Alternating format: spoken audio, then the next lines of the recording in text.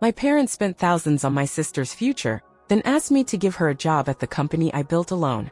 They ignored my success, called my business a computer hobby, and let her steal my work until I hit 6 figures. Now they want an equity, salary, and a fake title for their golden child. I sent them a cease and desist and kept every damn dollar for myself. Growing up, being a twin wasn't anything like the glossy family photos people gushed over on social media. I'm Jake, and my twin sister, Emily, was the one who always shined. From the very beginning it was obvious. She had this natural charm, knew how to light up a room, and people just gravitated toward her. Meanwhile, I was more reserved. I liked being on my own, tinkering with computers, getting lost in code instead of conversations. But the difference between us went way deeper than personalities. It was the way we were treated, especially by our parents. Emily was the golden child. She could do no wrong. Every little thing she did was met with praise, photos, and sometimes full-on celebrations. Me? I was the quiet one in the background. The "oh and Jake too" afterthought. I started noticing the imbalance really early. At school, if we both did well on a test, she'd get taken out for ice cream, and I'd get told to aim even higher. She'd bring home an art project and get it framed. I'd bring home a science award and get a "that's cool," but it only got more obvious with time. For our 16th birthday, Emily got a sleek little used car wrapped with a bow in the driveway. I remember standing there holding a bus pass my parents handed me, saying, "Well, you don't really go anywhere anyway." That stung more than I let on. When high school graduation came around, Emily got a fully paid weekend trip to New York with her best friend, hotel, shows, fancy dinners, the whole thing. I got a $50 Best Buy gift card and a pat on the back. No card. No speech. Just "congrats, Jake." I didn't expect fairness anymore, but it still hit me every time. College was supposed to be my clean break, my shot at building something of my own. Emily, of course, got into our parents' alma mater, a top-tier private school with full financial support and her own apartment 5 minutes from campus. My parents made a big deal about it, bragging to relatives about how proud they were. Me? I enrolled in a state university. I had a few scholarships but still needed to work part-time to cover living expenses. I lived with 2 roommates in an old off-campus house that constantly smelled like leftover pizza and something worse. My parents told me I should be proud to be learning responsibility. Every time I asked for help, even just a little, I got told that Emily had earned her support and I needed to figure things out like an adult. But even with all that, I started to find my groove. While juggling school and work, I started freelancing, mostly video editing for online creators. What started as a way to pay for textbooks slowly turned into something real. I was building a portfolio, finding clients, and slowly carving out something that was mine. My parents never really asked about it. To them, I was still playing on the computer. And honestly, that was fine. I stopped expecting them to care. What mattered was that I was building something they didn't even know existed. It all really started during my sophomore year of college when I stumbled into video editing almost by accident. A classmate needed help cutting together a short clip for a project, and I offered to take a crack at it. I'd always been good with computers, but I didn't realize how much I'd love the process: syncing audio, smoothing transitions, creating something out of raw footage. From that point on, I started practicing obsessively, downloading free software, watching hours of tutorials, and offering free work just to gain experience. Before long, I was getting paid gigs editing videos for small YouTubers and indie brands. The money wasn't life-changing at first, but it was steady, and for the first time in my life, I felt like I had something of my own. My parents never asked what I was doing. They saw me in front of a screen and assumed I was wasting time. Meanwhile, Emily was blowing through cash on concert tickets and clothes while still getting regular Venmo transfers from my parents because New York's expensive. I kept my head down and saved everything I could. By senior year, I had a full roster of clients, and I was pulling in enough to cover rent, tuition gaps, and even put some aside. Graduation was coming up, and I knew not to expect a big gesture, but even with low expectations, what happened still stung. We had a family dinner the night before our final exams ended. It was supposed to be a little celebration. My parents raised glasses, gave a short speech, and handed Emily a sleek envelope. Inside? A reservation for a luxury 2-week vacation at some beachside resort in Hawaii, complete with first-class airfare. Easily over 15 grand. Then they turned to me and said, "Congrats, Jake. We're proud of you," and my dad gave me a stiff clap on the back. That was it. No gift. No envelope. Just a vague compliment and the usual silence that followed whenever my name came up. I tried to keep it cool, but I asked just once if there was anything for me. My dad let out a chuckle and said, "Your sister earned her trip, Dean's List all 4 years. Job lined up with my friend's firm. What have you been doing besides playing on your computer?" My mom nodded like that made perfect sense. Emily was already taking selfies, probably prepping the caption before dessert even hit the table. I didn't argue. I just smiled and nodded the way I'd learned to do. But I'd been planning something quietly for months. Those freelance jobs I'd been doing? They paid better than my parents would ever believe. I'd been living cheap, socking away every spare dollar, and I'd had my eye on a black Mustang GT with red trim, barely used, low mileage, sleek as hell. I'd taken it for a couple test drives already and knew exactly what I wanted. The day after they all left for Hawaii, my parents tagging along with Emily for the first week. I went to the dealership alone, signed the paperwork, and paid in full. I drove it home and parked it square in the middle of our driveway, knowing it'd be the first thing they saw when they came back. And oh man, their faces when they pulled up. My dad was mid-sentence about how great the snorkeling had been when he stopped cold and just stared at the car. "What the hell is that?" he asked. I said calmly, "My graduation gift to myself." My mom's mouth dropped open. "You can't afford that," she said. I smiled, popped open a folder I'd prepared, and handed it to them. Inside was the receipt, proof of my cash payment, and a breakdown of what I'd made in freelance income over the past 2 years. "Turns out playing on my computer is a marketable skill," I said. "I've been working with content creators, paid for the car, covered my apartment deposit, and still have savings." Emily, still scrolling Instagram, looked up and suddenly seemed a lot more interested. "Wait, you edit for them?" she asked. My dad just stood there, not knowing what to say.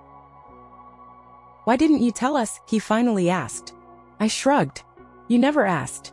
You've only ever been interested in what Emily's doing."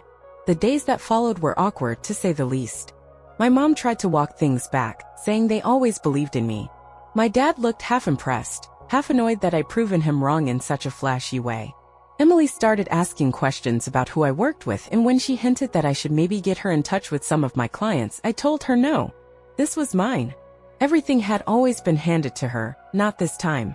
As I left their house that evening, my dad called after me and said I should have invested the money instead of blowing it on a car. I paused at the door and said, "Funny you didn't say that when you dropped 15 grand on Emily's beach trip." 3 months after the Mustang moment, things started shifting, and not in ways anyone expected. Emily's job, the one my dad's buddy gave her straight out of college, didn't exactly go the way she planned. Word was she showed up expecting red carpet treatment, talked back to her manager, and acted like she was doing everyone a favor just by being there.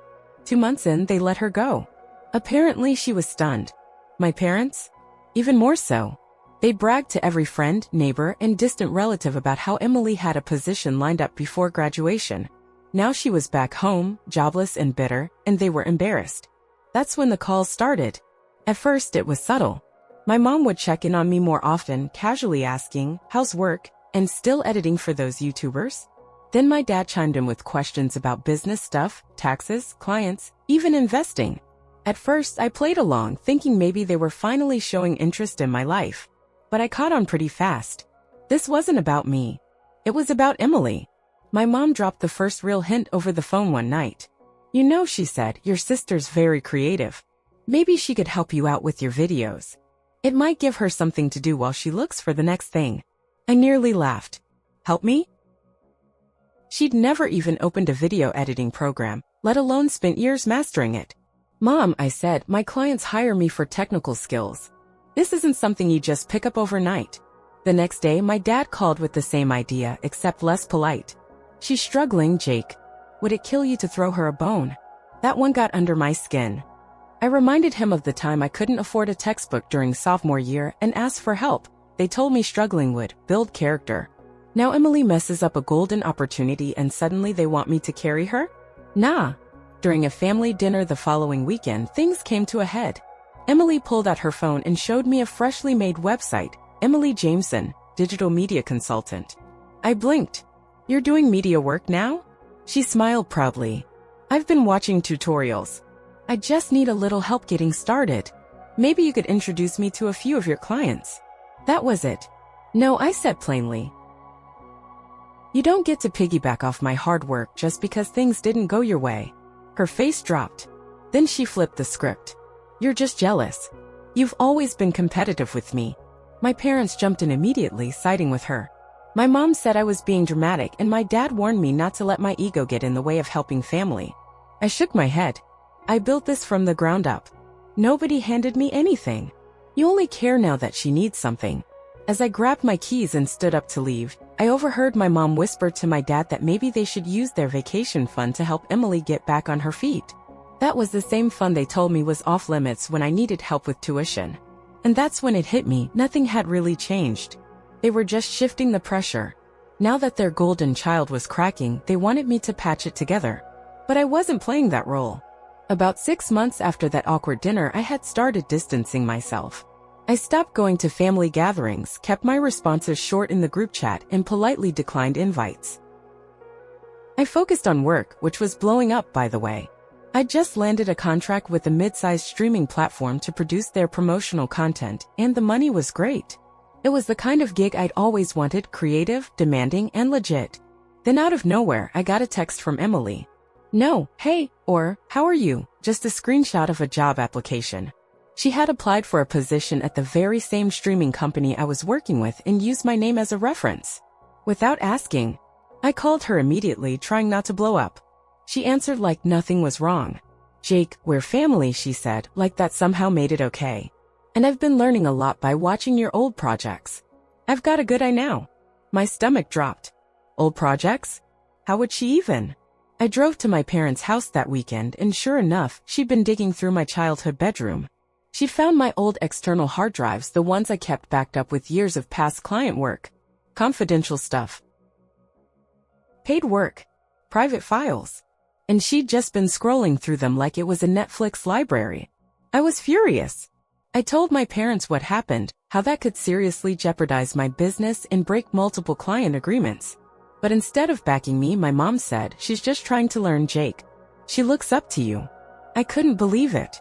I packed up everything I still had in that house, hard drives, notebooks, equipment, all of it, and told my mom I didn't trust them to respect my boundaries.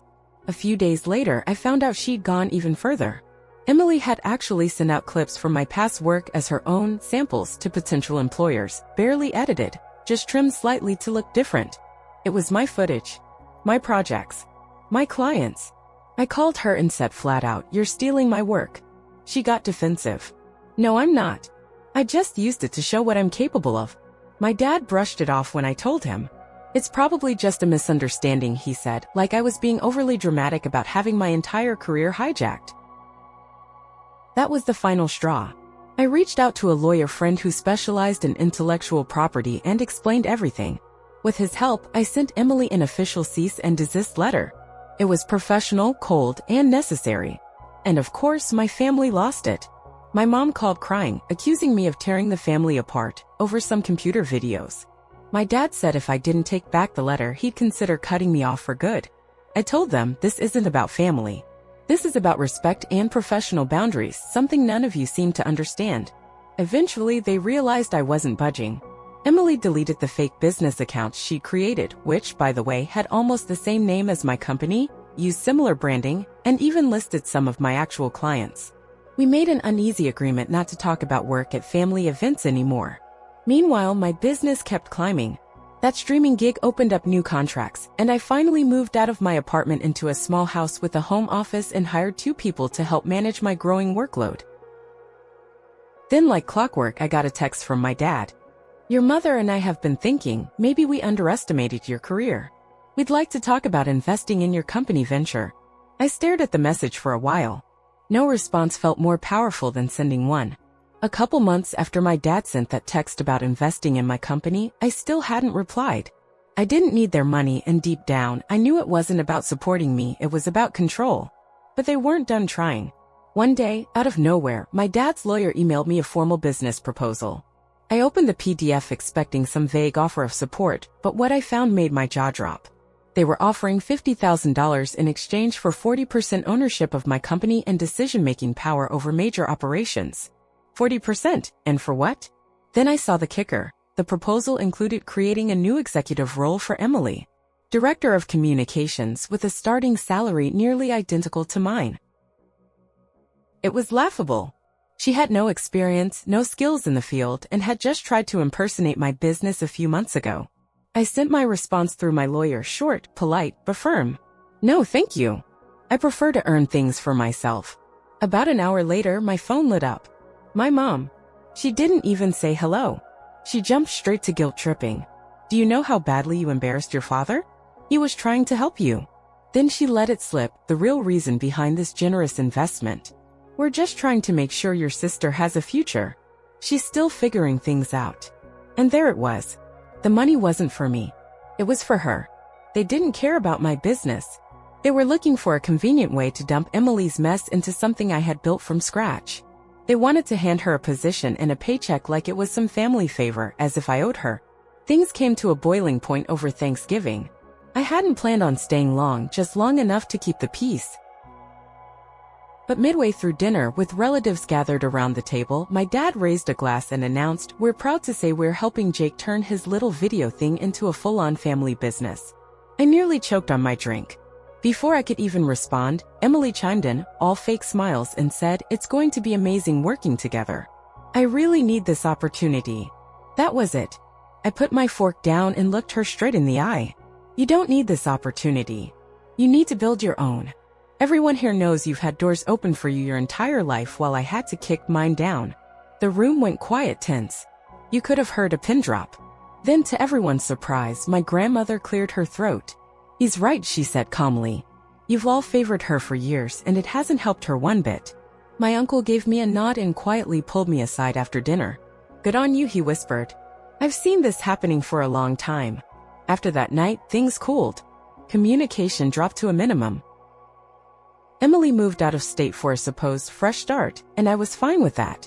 I needed the space. Then last week, my dad texted me a link to an article about the streaming platform I worked with expanding nationwide. Underneath the link was a single line, "I always knew you had potential." I didn't respond. Some relationships can't be patched up with last-minute compliments. The truth is, I didn't need their approval anymore. I had my company, my independence, and finally, my peace. After Thanksgiving, everything shifted, and not just with my family. I poured all my energy into the business. The streaming contract opened doors I hadn't even imagined a year before. New clients, bigger projects, more responsibilities. So I upgraded. I turned my spare bedroom into a proper studio, soundproofed the walls, upgraded my gear, and eventually leased a small space across town to separate work from home. I brought on 2 full-time editors and a part-time assistant to help manage the rising workload. For the first time in my life, I wasn't just surviving, I was thriving. Somewhere in the middle of all that growth, I met someone. Her name's Rachel. She works in design, has her own business, and the first time I showed her my work, she didn't ask me who helped me build it. She looked me in the eye and said, "You did all this?" There wasn't a hint of disbelief, just genuine admiration. That meant more than she probably realized. We started spending more time together, and it felt easy, not forced, not conditional, just 2 people supporting each other's paths. Meanwhile, Emily quietly relocated to another state. My parents didn't say much about it, but according to my grandmother, she was trying to start over somewhere new. I wished her the best, honestly. Maybe a fresh place without constant enabling would finally push her to grow. Then, like clockwork, my dad sent another message, this time a link to a business article about how the streaming platform I worked with had become one of the fastest growing in the country.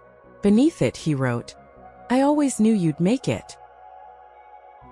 I stared at the message for a while, then locked my phone without replying. That kind of praise after everything didn't carry much weight anymore. You don't get to rewrite history with a compliment. These days, life feels good. Not perfect, but grounded. I still work long hours, still chase deadlines, but it's all on my terms. The difference is, I'm not trying to prove anything to anyone anymore. I built something real. And now I'm sharing my life with someone who values me. Not just the results of my work. For so long, I was the quiet twin in the background. The one who didn't get the spotlight, the praise, the help. I was the other one. But I've built a life that no one handed to me, and that life now speaks for itself. In the end, that's the only validation I ever needed.